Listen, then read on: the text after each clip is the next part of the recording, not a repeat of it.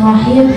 Assalamualaikum warahmatullahi ta'ala wabarakatuh. Waalaikumsalam warahmatullahi wabarakatuh. Jamaahnya banyak, tapi suaranya kan menjawab salam itu wajib, ibu bapak-bapak. Sekali lagi ya. Assalamualaikum warahmatullahi ta'ala wabarakatuh. Waalaikumsalam warahmatullahi wabarakatuh. Bismillah, alhamdulillah, alhamdulillahilladzi ja'alal islam al-aqidah wa ja'alal qur'ana imama wa ja'ala rasulullah sallallahu alaihi wasallam uswatun hasanah wa bil alamina rahmah wa ja'ala Indonesia daulatan mustaqillah bi Pancasila falsafah wa bi undang-undang dasar asasah wa bi sabang ilang roketul sendiri porak-poranda bi gelombang tsunami Aceh wilayah wa bi krisis moneter LGBT korupsi BBM naik rakyat pun resah wanan gelisah wa insyaallah ma'a rahimah wa insyaallah ma'a reformasi Bapak Joko Widodo la'ala baldatun thayyibatun wa rabbun ghafur. Amin ya Allah ya Rabbal. Yang terhormat Bapak Ketua RT, yang saya hormati Bapak DKM dan para alim ulama, yang saya hormati para bapak dan ibu sekalian, dan tak lupa kepada jombloan dan jomblowati, termasuk saya sendiri yang tak punya pasangan, yang insya Allah bulan Syawal siap dilamar, insya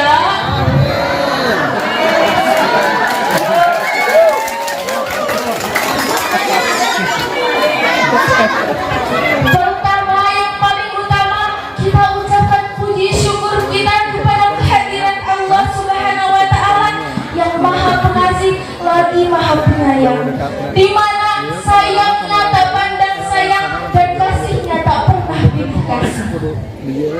Kemudian yang kedua, sholawat dan salam tetap tercurah limpahkan kepada junjungan alam yang mulia, manusia anti korupsi, manusia anti durhaka, yakni Habibana wa Nabiyana Muhammad. Allahumma sholli ala Sayyidina Muhammad. Pada kesempatan yang mulia ini, izinkan saya menyampaikan sepatah kata, secuil ilmu dan setetes hikmah yang bertemakan hikmah Isra dan Mi'raj.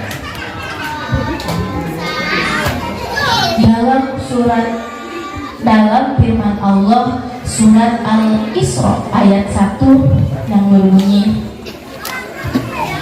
A'udzu billahi minasy syaithanir rajim.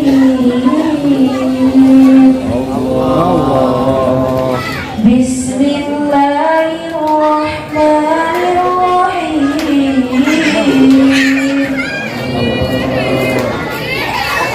Subhanalladzi asra bi abdihi laylan minal masjidil haram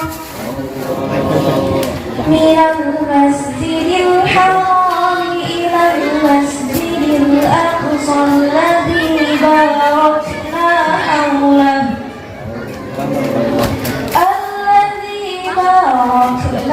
hawlahu linuriyahu min ayatina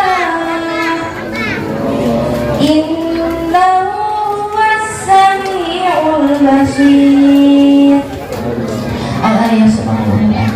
Artinya, Maha Suci Allah yang telah memperjalankan hambanya daripada suatu malam dari Masjidil Haram ke Masjidil Aqsa yang telah kami berkahi di sekelilingnya, agar kami perlihatkan kepadanya tanda-tanda kebesaran kami. Sesungguhnya Dia Maha mendengar lagi mengetahui.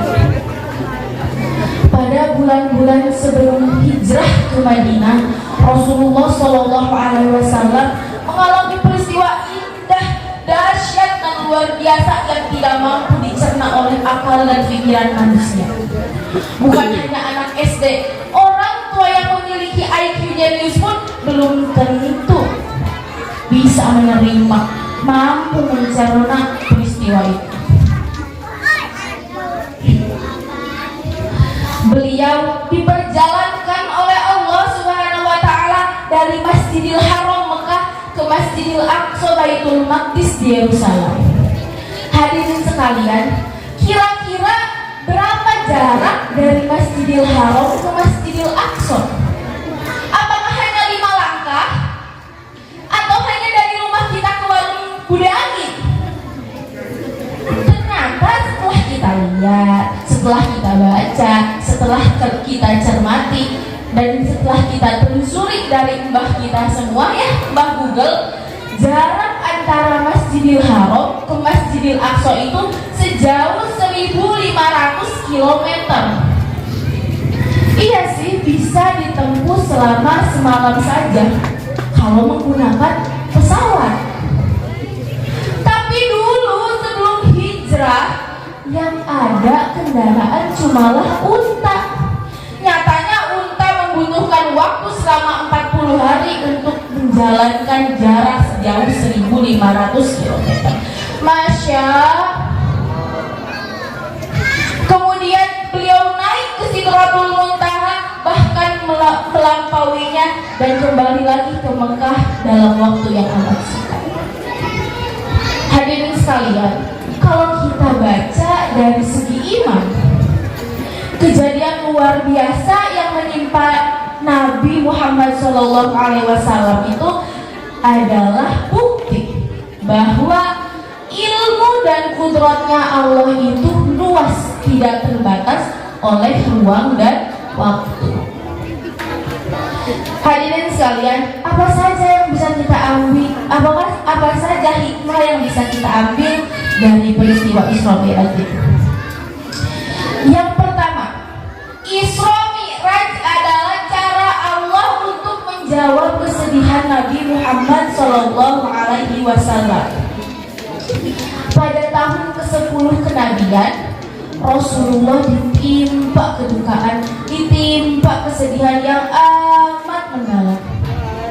Dalam perjuangannya dakwah di Mekah yang penuh dengan tantangan, yang penuh dengan rintangan, Nabi Muhammad ditinggalkan oleh istri tercintanya yang bernama Sayyidah Khadijah.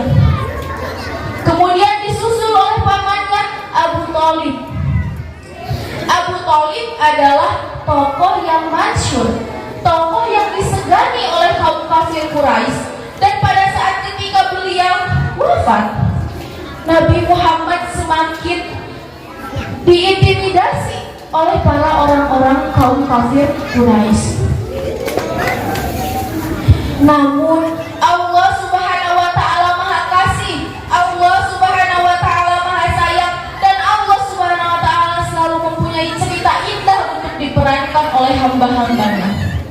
Demi menjawab kesedihan Rasulullah SAW, terjadilah peristiwa Isra Mi'raj yang merupakan tasliyah, yang merupakan hiburan bagi Nabi Muhammad SAW, di mana beliau disuruh untuk langsung menghadap Allah untuk menjemput perintah sholat. Dari poin pertama kita bisa ambil hikmah yang pertama, jangan pernah berlarut-larut dalam kesedihan. Jangan pernah berkeluh kesah atas ujian yang diberikan oleh Allah kepada kita. Karena di setiap ujian, di setiap tantangan selalu ada hikmah dari itu semua. Kemudian hikmah yang kedua, sholat adalah ibadah yang spesial dan yang paling utama. Sudahkah kita sholat hari ini? Kalau sudah, alhamdulillah. Kalau belum, gimana hajatnya mau terkabul? Orang perintah Allah saja diabaikan. Terkadang manusia zaman sekarang tuh lebih mementingkan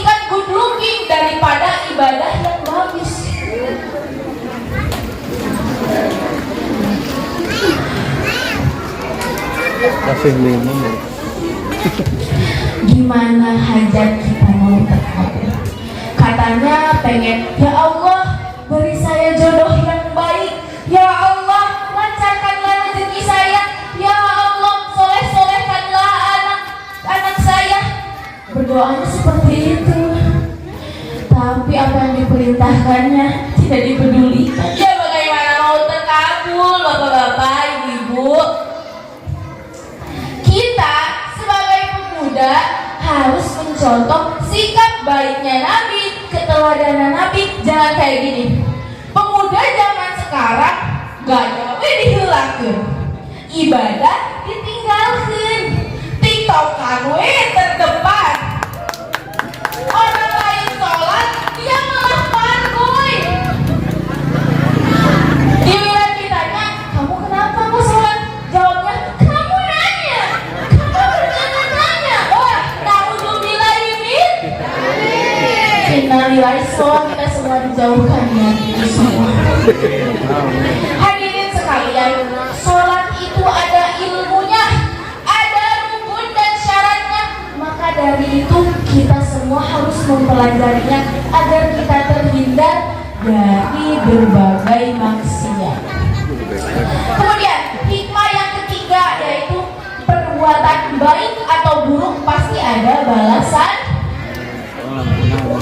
Dulu di awal-awal pandemi kita kan sering dibuat sedih ya oleh pemberitaan yang kayak nggak boleh keluar rumah, terus sekolah terbatas. Kita selalu dibuat sedih oleh pemberitaan itu semua. Dan banyak orang yang memendam masker. Itu dulu di zaman pandemi. Tapi sekarang di saat harga minyak naik, banyak orang yang menimbun minyak. Kita kan lagi kesusahan kan? Masih ada aja orang yang memanfaatkan kesusahan kita. Kita ambil pelajaran dari kisah Isra Mi'rajnya Nabi Muhammad SAW. Dalam hadis yang diriwayatkan Abu Dawud, Rasulullah dalam Mi'rajnya bertemu dengan orang-orang yang memiliki kuku-kuku panjang dari tembaga. Mereka mencakari wajah-wajah mereka, mencakari dada-dada mereka. Ketika Nabi Muhammad tanya kepada Jibril, Jibril menjawab, itu adalah balasan bagi orang yang di masa hidupnya dia banyak bergibah, dia banyak menumpuk-numpuk harta. Na'udzubillahi min. Semoga kita semua dijauhkan dari api neraka. Hadirin rahimahumullah, daripada yang tiga tadi saya sampaikan, sesungguhnya masih banyak hikmah yang bisa kita ambil dari peristiwa Isra Mi'raj itu. Tapi yang terpenting adalah bagaimana sikap, bagaimana ikhtiar kita untuk mencapai takwa dan menjadikan peristiwa Isra Mi'raj ini sebagai penguji kita supaya kita ikhlas dalam beribadah. Hadirin sekalian, mungkin itu saja yang bisa saya sampaikan. Unzur mangkola, kalatan gur mangkola. Wassalamualaikum warahmatullahi wabarakatuh.